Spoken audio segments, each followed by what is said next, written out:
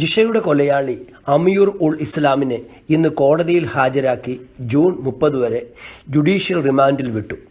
അമിയൂർ ഉൾ ഇസ്ലാമിനെ കൊലയാളിയെന്ന് തിരിച്ചറിയാൻ കഴിഞ്ഞെങ്കിലും കൊലപാതകത്തിലേക്ക് നയിച്ച കാരണങ്ങളെക്കുറിച്ചും കൊലയാളിയെ ഉപയോഗിച്ച ശക്തികൾ ഏതെങ്കിലുമുണ്ടോ എന്നതിനെക്കുറിച്ചും കേരള സമൂഹത്തിൽ ചൂടുപിടിച്ച ചർച്ചകൾ തുടരുന്നു. ഈ കൊലപാതകത്തിൻ്റെ അന്വേഷണം ഇത്ര ദുഷ്കരമാകുവാൻ കാരണം കൊലപാതകം നടന്നയുടനെയും തുടർന്നുള്ള ഒരാഴ്ചയും ഉണ്ടായ ഗുരുതരമായ വീഴ്ചകളായിരുന്നു.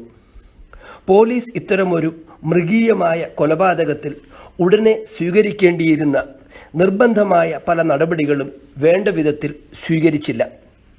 അതുകൂടാതെ തെളിവുകൾ നഷ്ടപ്പെടാൻ ഉതകുന്ന വിധം ക്രൈം സീൻ പൊതുജനത്തിനായി തുറന്നിട്ടിരുന്നു. മൃതദേഹം പോസ്റ്റ്മോർട്ടം നടത്തിയ രീതിയിലും അത് നടത്തിയവർ നൽകിയ നിഗമനങ്ങളിലും കാര്യമായ പിഴവുകൾ ഉണ്ടായിരുന്നു.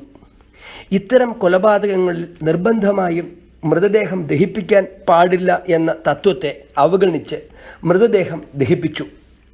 ഇത്രയും ഗുരുതരമായ വീഴ്ചകൾ ഉണ്ടായ ശേഷമാണ് പോലീസ് ജിഷയുടെ കൊലയാളി അമിയൂർ ഉൾ ഇസ്ലാമിനെ തിരിച്ചറിഞ്ഞതെന്ന കാര്യം ശാസ്ത്രീയമായ അന്വേഷണ രീതികളുടെ വിജയമാണ്.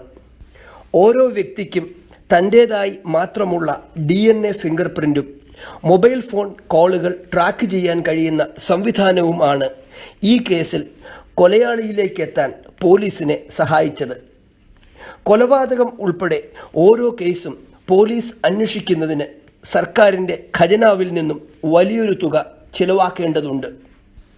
ആ കേസ് അന്വേഷിക്കുന്ന പോലീസ് ഉദ്യോഗസ്ഥരുടെ ശമ്പളം, കേസ് അന്വേഷണത്തിന് ഉപയോഗിക്കുന്ന ഉപകരണങ്ങളുമായി ബന്ധപ്പെട്ട ചെലവ്, DNA ടെസ്റ്റിങ്ങിനും മറ്റുമുള്ള ചെലവ്, ആശയവിനിമയത്തിനുള്ള ചെലവ്, വാഹനങ്ങൾ തുടങ്ങി ഓരോ കേസ് അന്വേഷണത്തിനും സർക്കാർ ഖജനാവിൽ നിന്നും വലിയൊരു തുക ചിലവിടേണ്ടി വരുന്നു.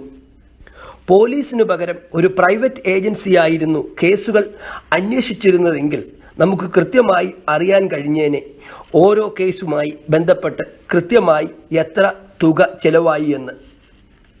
ജിഷയുടെ കൊലക്കേസിൽ പോലീസ് വരുത്തിയ ആദ്യഘട്ടത്തിലെ വീഴ്ചകൾ സുപ്രധാനമായ തെളിവുകൾ നഷ്ടമാകുന്നതിന് കാരണമായി. അത് ഈ കേസിനായി സർക്കാരിന് ചിലവിടേണ്ടി വരുന്ന തുകയും കാര്യമായി വർദ്ധിപ്പിച്ചു.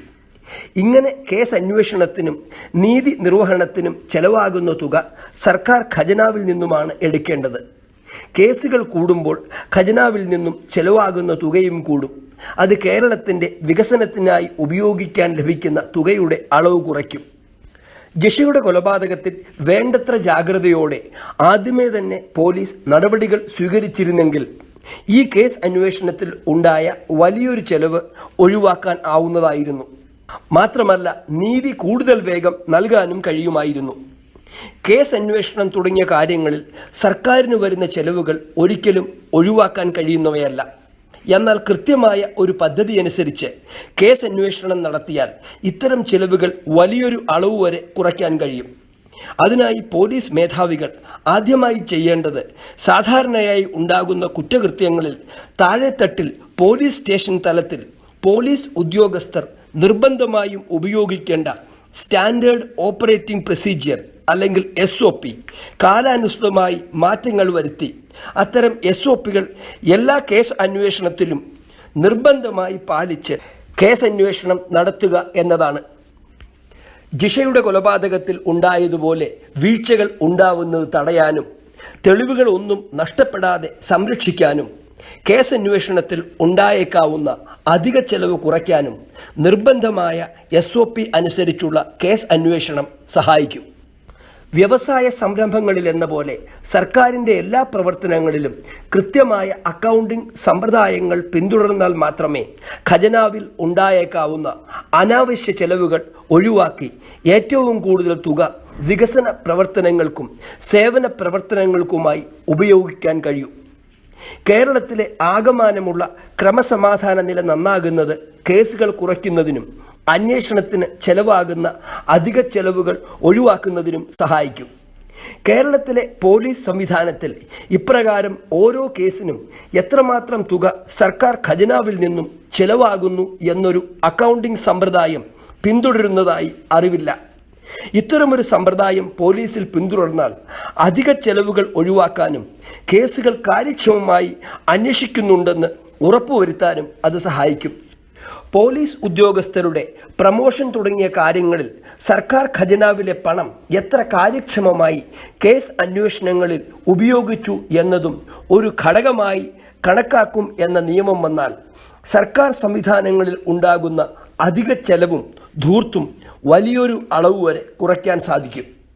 ഇത്തരമൊരു സംവിധാനം നടപ്പിലാക്കുന്നതിനായി ഓരോ കേസിലും എത്ര പോലീസ് ഓഫീസർമാരുടെ ദിവസങ്ങൾ ഉപയോഗിച്ചു, ആ ദിവസങ്ങളെ എങ്ങനെ മൂല്യനിർണ്ണയം ചെയ്യണം, അതുകൂടാതെ മറ്റെന്തെല്ലാം സർക്കാർ വിഭവങ്ങൾ കേസ് അന്വേഷണത്തിന് ഉപയോഗിച്ചു, അവയും എപ്രകാരം മൂല്യനിർണ്ണയം ചെയ്യണം എന്നുള്ളവയെക്കുറിച്ചുള്ള കൃത്യമായ മാനദണ്ഡങ്ങൾ പോലീസ് നേതൃത്വവും ഭരണ നേതൃത്വവും ഒന്നിച്ചിരുന്ന് ചർച്ചകൾ നടത്തി ആദ്യമായി തീരുമാനിക്കണം. പോലീസ് സംവിധാനത്തിൽ ഇത്തരമൊരു അക്കൗണ്ടിംഗ് സമ്പ്രദായം കൊണ്ടുവന്നാൽ നമ്മൾ കാണാതെ പോകുന്ന ചിലവുകൾ കൃത്യമായി കണക്കാക്കാനും ഖജനാവിന് അധിക നഷ്ടം വരാതെ കേസുകൾ അന്വേഷിച്ച് കണ്ടെത്താനും ക്രമസമാധാനത്തിനും മറ്റും ഉപയോഗിക്കുന്ന സ്ഥിരം ചിലവുകൾ കുറച്ച് വികസനത്തിനും ജനസേവനത്തിനുമായി ഖജനാവിൽ കൂടുതൽ തുക ബാക്കി വയ്ക്കാനും സാധിക്കും. ഓരോ കേസ് അന്വേഷണം പൂർത്തിയാകുമ്പോഴും അതിനാകെ എത്ര തുക ഖജനാവിൽ നിന്നും ചെലവായി എന്ന് കണക്കാക്കുകയാണെങ്കിൽ എവിടെയൊക്കെ കാര്യക്ഷമത വർദ്ധിപ്പിച്ച് ഭാവിയിൽ ചെലവുകൾ കുറയ്ക്കാമെന്നും ഏറ്റവും കാര്യക്ഷമമായി കേസ് അന്വേഷിച്ചവരെ കൂടുതൽ ഉത്തരവാദിത്തങ്ങൾക്കായി തിരഞ്ഞെടുക്കാനും നമ്മൾ കാണാതെ പോകുന്ന ചെലവുകളെ കണ്ടെത്തി അനാവശ്യമായവയെ ഒഴിവാക്കാനും ഇത്തരം ഓരോ കേസിലും നടത്തുന്ന അക്കൗണ്ടിംഗ് സമ്പ്രദായം സഹായിക്കും. കേസ് അന്വേഷണം, ക്രമസമാധാന പാലനം, ആരോഗ്യ പരിപാലനം, പൊതുജന ഗതാഗതം തുടങ്ങിയ എല്ലാ സർവീസ് മേഖലയിലും ചെലവുകൾ എന്ന പോലെ അത്യധികം പ്രധാനമാണ് ഈ സർവീസുകൾ ജനങ്ങൾക്ക് നൽകുന്ന സേവനവും. ഇത്തരം പബ്ലിക് സർവീസുകളിൽ ഉപഭോക്താവ് സാധാരണ ജനങ്ങളാണെന്ന് തിരിച്ചറിഞ്ഞ് അവർക്ക് ഏറ്റവും കാര്യക്ഷമമായ സേവനം നൽകുക എന്നതായിരിക്കണം സർക്കാരിൻ്റെ പ്രഥമ ലക്ഷ്യം. എന്നാൽ ഈ സേവനങ്ങൾ പൊതുജനങ്ങൾക്ക് നൽകാൻ സർക്കാർ ഖജനാവിൽ നിന്നും ചിലവിടുന്ന തുക കൃത്യമായി അക്കൗണ്ടിംഗ് നടത്തിയാൽ ഇത്തരം സർക്കാർ മേഖലകളിലെ കാര്യക്ഷമത വർദ്ധിപ്പിക്കാനും ഉൽപാദനം കൂട്ടാനും അഴിമതി തുടച്ചുമാറ്റാനും പ്രയോജനകരമല്ലാത്ത പഴയ രീതികൾ നവീകരിക്കാനും ഖജനാവിന് ഉണ്ടാകുന്ന അദൃശ്യമായ ഭാരങ്ങൾ ഒഴിവാക്കാനും ഒരു വലിയ അളവ് വരെ സാധിക്കും. പോലീസ് സേനയിൽ കേസന്വേഷണത്തിനായി മുന്നോട്ട് വച്ച ഈ രീതിയിൽ മറ്റ് സേവന മേഖലകളിലും ഓരോ സേവന പ്രവർത്തനത്തിനും ചിലവാകുന്ന തുക കണക്കാക്കുന്ന അക്കൗണ്ടിംഗ് സമ്പ്രദായം സർക്കാരിൻ്റെ കാര്യക്ഷമത വർദ്ധിപ്പിക്കുകയും ജനക്ഷേമം ഉറപ്പാക്കുകയും ചെയ്യും.